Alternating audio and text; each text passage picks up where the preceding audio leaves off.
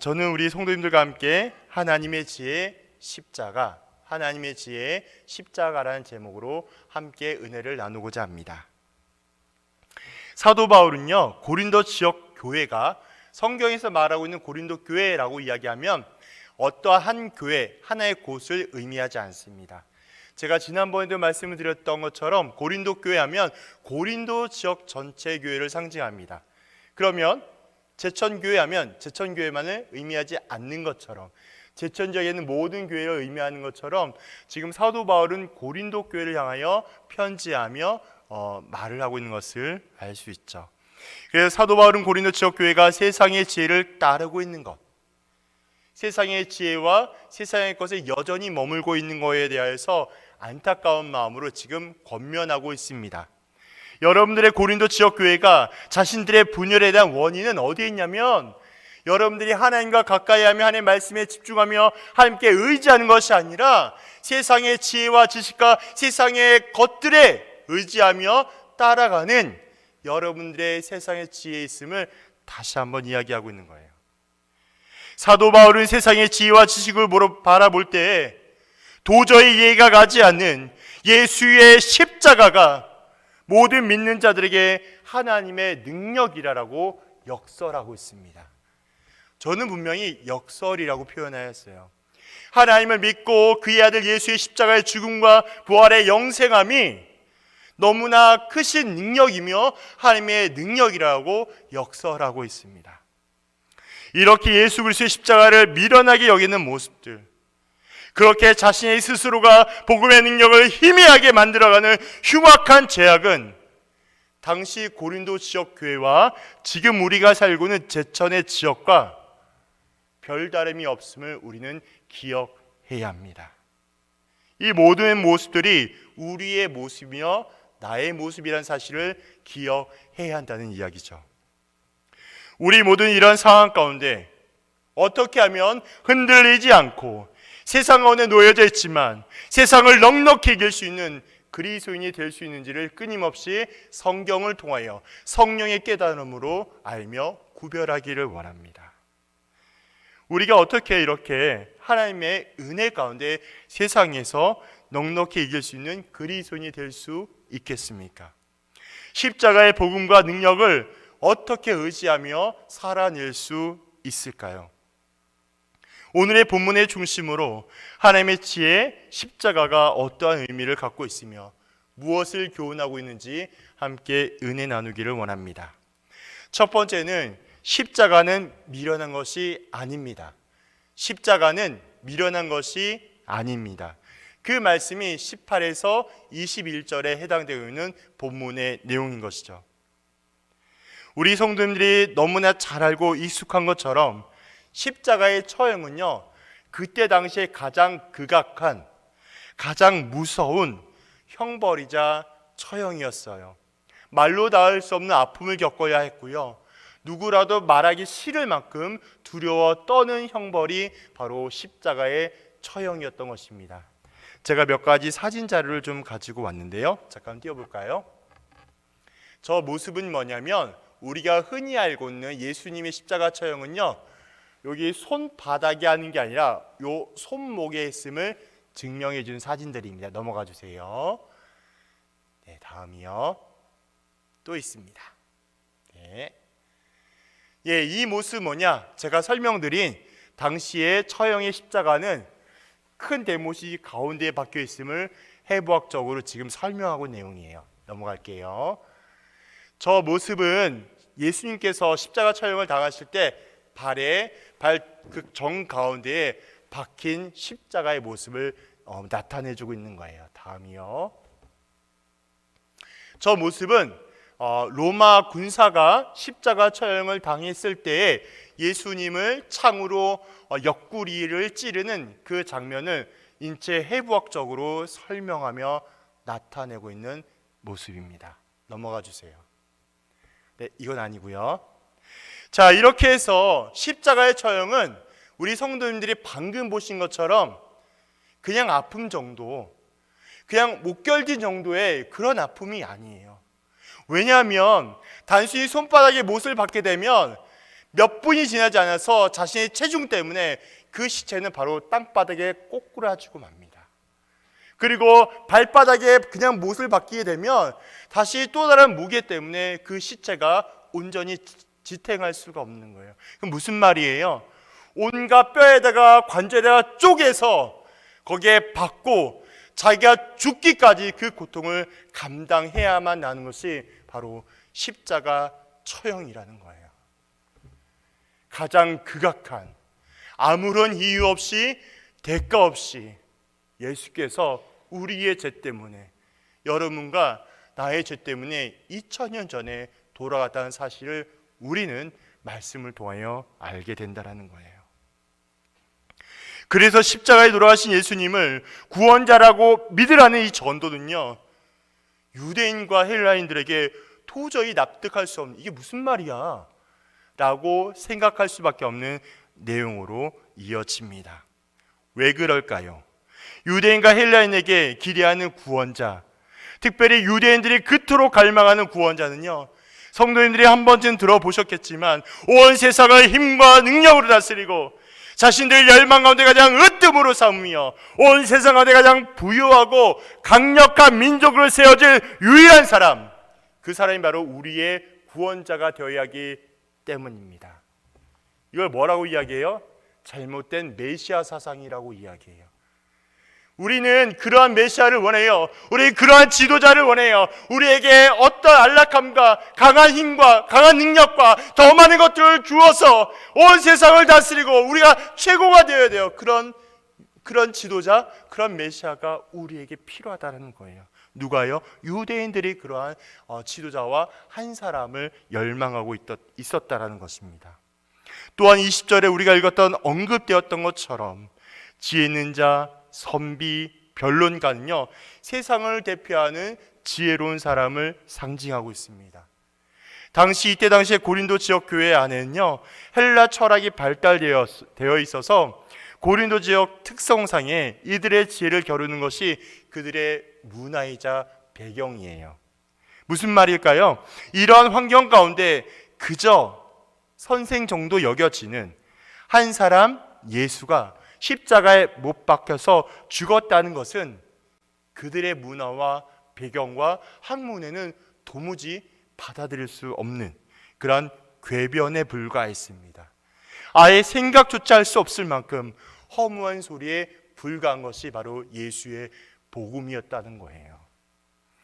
이처럼 하나님은 세상에서 지혜롭다고 하는 이들의 지혜와 총명을 오히려 미련하게 만들어 버리십니다. 아무리 세상의 지혜와 학문이 고도로 발달했을지라도 영원하신 하나님의 능력과 지혜를 뛰어넘을 수 없다는 사실을 우리는 여러 성경을 통하여 알게 합니다. 그렇게 우리 예수님께서는 이 모든 죄악과 허물을 대신 담당하기 위하여 이 땅 가운데 오셨습니다. 하늘의 영광과 보좌를 벗어버리고 이 땅에 오셨습니다. 가장 보잘것이 없는 누구나 꺼려하는 곳으로 오셨고 평생 대접과 인정을 받기보다는 유대사에서 가장 싫어하는 세리와 창녀들을 찾아다니며 고아와 가난한 자들의 친구가 되어 주셨습니다. 병자를 찾아가 주셨어요. 그들에게 위로가 되어 주셨고 치유하여 주셨으며 하나님의 나라의 복음을 선포하셨습니다. 누가요? 예수 그리스도께서. 예수가요, 인정받으려고 온 게 아니라, 예수가 높아지려고 온 게 아니라 가장 낮고 천한 자의 친구와 이웃이 되기 위해서 이 땅 가운데 오시고 죽기까지 하나님의 복음을 완수한 그 사명을 감당했다는 것입니다. 그뿐만이 아니었어요.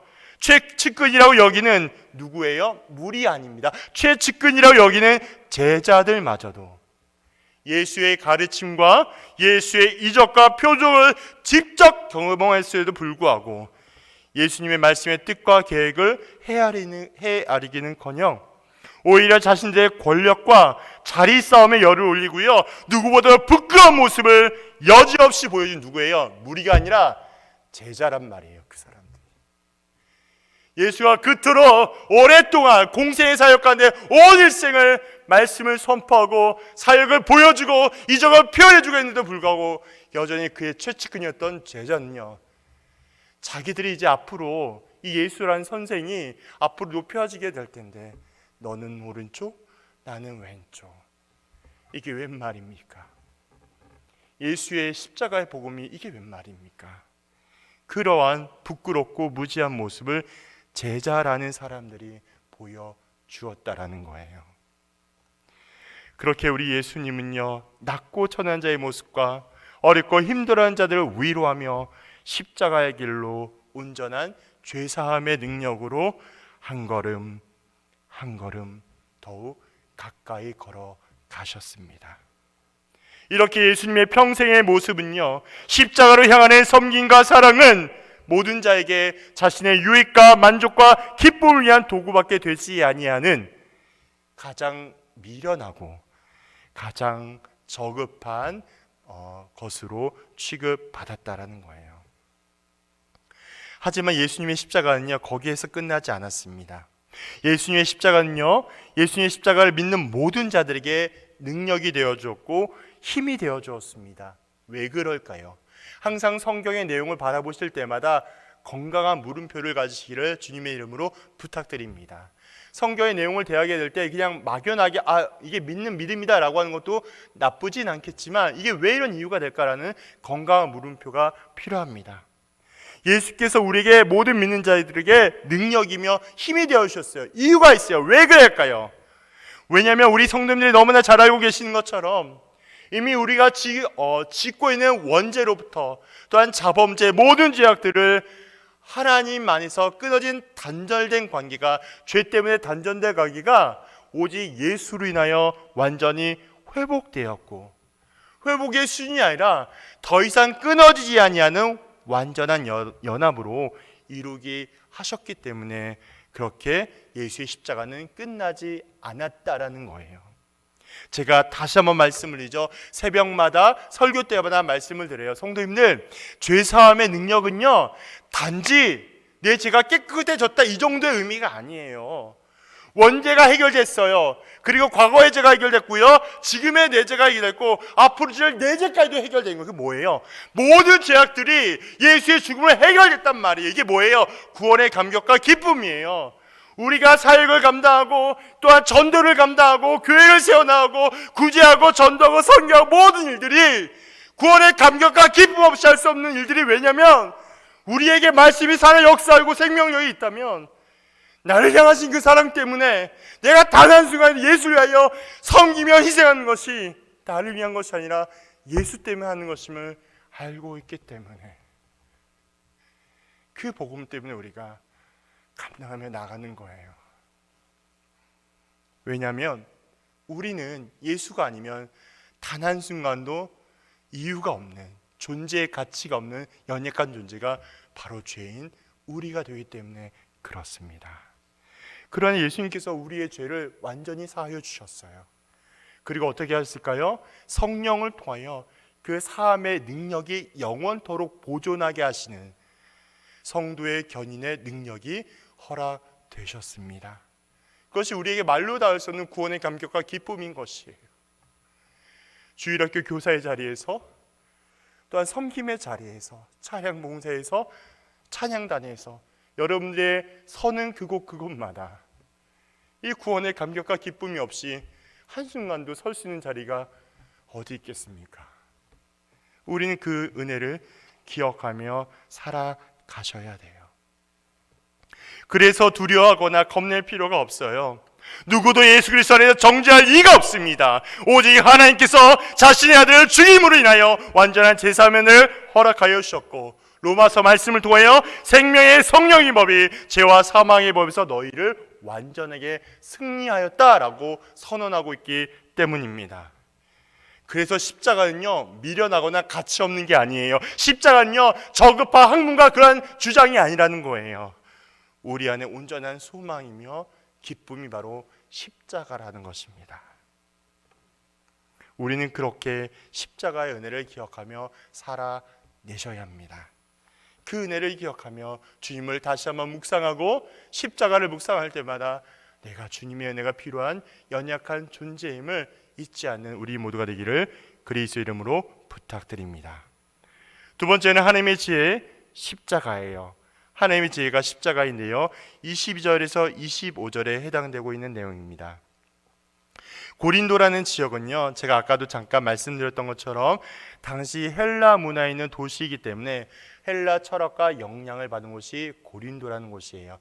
지도를 잠깐 보여드릴까요? 감사합니다. 네, 잘 안 보이시죠? 네, 이렇게 지도를 보시면 네, 아래쪽에, 여기 아래쪽에 펠레폰네소스 반도라고 빨간 글씨가 되어 있고, 그 옆에 살짝 보면 고린도라고 쓰여져 있습니다. 거기에 위치한 도시가 바로 고린도라는 지역이에요. 이 지도를 왜 보여드렸냐?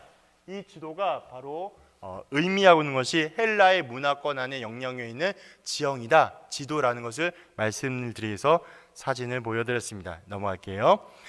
자, 그러다 보니까 사회 전반적으로 흐름과 이해가 지혜, 지식 이런 거에 집중되고요. 그럼 어떤 모습으로 변화될까요?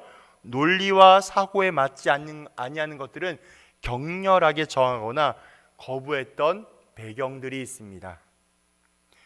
쉽게 말한다면 이런 거예요.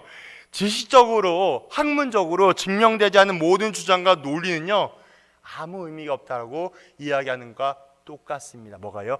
헬라 문화 철학 자체가 그렇다라는 거예요. 그래서 그들에게는 예수의 십자가가 허무니 없는 주장, 드릴같이 없는 이야기, 아니면 그냥 흘려 들어도 될 법한 그런 정도의 이야기로 취급당하는 것이 당시의 당연한 환경이며 분위기였다라는 것입니다. 그래서 그냥 그들의 외침은요, 그러한 헬라 사람들에게 무언가 들을 법한 그런 이야기가 아니라 말도 안 되는 이야기, 정말 어처구니 없는 주장들이라고 여겨졌던 것이죠. 또한 유대인들은 어떠했을까요? 아까도 잠깐 언급을 드렸지만 유대인들은요, 하나님 자체는 인정해요. 그래서 하나님께서 하신 일에 대하여 누구보다 더욱 사모합니다. 그리고 그들은요, 눈에 보여지고 들려지는 것을 굉장히 중요하게 생각합니다. 그래서 즉 표적과 이적, 기적을 중요하게 여겨요. 눈에 보이고 귀에 들리고 내 오감에 만족이 되는 이런 것들은 굉장히 중요하게 여깁니다. 그래서 오직 변치 아니하는 하나님의 말씀보다는 눈에 보이고 귀에 들리는 표적과 이적을 따라서 살아가는 유대인의 모습은 진정한 표적과 이적을 알지 못하는 지극히 자기의 중심적인 신앙과 열심으로 무언가 얻고자 하는 이기적이고 변질된 신앙의 모습을 보여주고 있다라는 거예요. 예수의 복음이 무언가 나아지고 채워지고 치료되는 것에만 집중되었다면 굳이 죽을 이유가 있겠습니까? 예수가 굳이 안 죽어도요, 하나님께서 말씀과 행함으로 충분히 할 수 있지 않겠습니까? 우리는 이러한 부분에서 다시 한번 복음에 대한 내용과 진리를 생각하며 기억해야 할 것입니다. 오직 변치 않는 말씀보다 다른 것에 집중하며 살아가는 유대인들의 마음은, 유대인들의 모습은요, 지극히 이기적이고 개인주의적인 마음이 다분하다는 것을 알 수 있습니다. 하나님께서 이적과 표적을 보여주시면요, 이러한 본질적인 의미가 있습니다. 하나님의 이적과 표적은요, 신적인 초월의 능력을 통해서 첫째, 하나님의 권능과 위엄을 나타내고, 둘째, 하나님의 살아 역사하심을 모든 자들에게 분명히 나타내기 위해서 하나님의 영광을 드러내기 위함에 있다라는 거예요. 이 말이 무슨 말이에요? 너희가 예수께서 또한 많은 지자들이 초대교회 때부터 행하는 모든 일들이 어떠한 표적과 이적에 집중하지 말고 이것을 행하시고 완성하신 그 능력이 무엇인가? 바로 하나님의 놀라운 능력이라는 것입니다. 여기에 더 집중해야 하는 거예요. 무언가 달라지고 변화되고 채워지는 게 중요한 게 아니라요, 그것을 달라지게 하신 이가 누군가, 이 권능이 어디에 있는가, 어디에서 출발하고 있는가를 기억하라는 거예요. 예수를 기억하고 하나님을 기억하는 것처럼 표적과 이적이 중요한 게 아니라 그 능력을 나타내신 분, 그분을 기억하는 것입니다. 그래서 그런 것도 잊어버린 채 표적과 이적만 따라가는, 그래서 어리석고 무지하며 나약함을 보여주고 맙니다. 그들이 누구예요? 이방인을 개처럼 여기는, 자기만 하나님을 사랑한다는 유대인들이에요. 저는 이 원고 문장을 쓰면서요, 좀 떨렸어요. 왜 그랬을까요? 하나님, 저도 이런 유대인이 아니었습니까?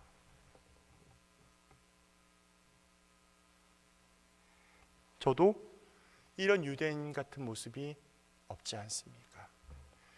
사람들은 속일 수 있어요. 우리 청년들도 속일 수 있고, 제 아내도 속일 수 있고, 모든 사람들을 속일 수 있는데 하나님은 못 속이겠습니다. 하나님은 아시잖아요. 누구보다도 내 약함을. 이방인을 개처럼 여기는 이 유대인들의 패역함과 범죄함은 이루 말을 할 수 없는 죄악으로, 또한 무지함으로 보여줍니다. 이러한 상황 가운데 고린도 지역 교회는 자신이 습득한 지혜와 경험을 바탕으로 자신의 신앙을 유지하며 살아갑니다. 마치 요즘에 우리들의 모습 가운데 종교적인 행위와 행동이 진실한 신앙과 믿음인 것처럼 착각하며 살아가는 모습이 우리 가운데 있다라는 거예요. 그것이 정답이고 진리인 양 생각하며 살아갑니다. 주변을 살펴보면 여전히 표적과 이적과 신적인 체험만 쫓아가는 이들이 너무나 많이 있습니다. 그리고 지식과 학문으로 무엇인가 해답을 얻고자 하는 사람도 너무나 많이 있습니다. 어디 잘 나가는 신학 교수님의 강의가 너무나 좋다더라, 그런 커리큘럼 우리가 너무나 맞다더라. 죄송한데요, 그보다 더 중요한 건 성경 자체인 하나님의 말씀입니다. 하나님의 말씀이 우리에게 살아 역사하셔서 성령을 통해 우리에게 감동이 되면 세상의 그 어떤 훈련과 교육보다 탁월하다는 사실을 우리는 인정해야만 한다라는 거예요. 하나님의 말씀이 너무나 중요한 것입니다. 하지만 이 중요한 두 가지 사실 모두는요, 어디에 있냐면 예수 그리스도의 십자가 안에 있음을 우리는 인정하며 기억해야 돼요. 가장 완벽한 이적과 가장 온전한 진리는요, 오직 그리스도 십자가 안에 있습니다. 사람들이 하나님의 지혜와 십자가의 능력을 찾지 못하는 이유는요, 다른 것에 있지 않습니다. 굉장히 간단해요. 그 능력을 찾지 못하는 이유는요, 세상의 방식으로 하나님의 일하심과 하나님의 역사하심을 바라보며 접근하며 이해하고 있기 때문에, 세상의 방식과 이해가 아니라요, 자신을 철저히 부정하고 하나님을 인정하기 시작할 때 비로소 하나님의 역사하심을 보일 수밖에 없습니다. 하나님의 능력과 영광이, 그리고 십자가의 능력이 보이기 시작하는 거예요. 어디서부터요? 내 자신을 부정하게 될 때. 하나님, 나는 잘 못하고요, 하나님, 나는 할 수가 없는데요, 하나님이 좀 도와주셔야 되겠습니다. 이 일은 제 일이 아니라 하나님의 일이 아닙니까? 하나님이 하셔야 되지 않겠습니까? 이제까지 하나님이 열심으로 여기까지 오셨는데 앞으로도 하나님의 일하심으로 하나님의 은혜를 저희가 경험해야 되지 않겠습니까? 이것이 우리의 기도가 되어야 하지 않을까요? 우리는 그렇게 기억하며 기도해야 할 것입니다. 그러므로 우리는 하나님의 지혜, 십자가를 믿음으로 받아들이셔야 돼요. 아무리 똑똑하고요, 돈이 많고 종교적인 경험이 풍성할지라도 그 안에 하나님을 향한 사랑과 이웃을 향한 섬기는 마음이 없다면 헛된 것처럼, 하나님을 사랑하고 십자가의 능력을 의지하며 매 순간마다 믿음으로 반응하게 될 때 비로소 하나님의 지혜, 십자가를 온전히 아는 자가 될 수 있어요. 이건 진리입니다. 우리가 지식적으로, 학문적으로 알고 있는 성경의 지식 말고요, 이 성경의 지식을 기반하여서 삶의 자리에서 온전히 열매로 나타내어질 때 이 지식이 나의 온전한 지식이 됩니다. 맞습니까? 제가 끊임없이 강조해드리죠.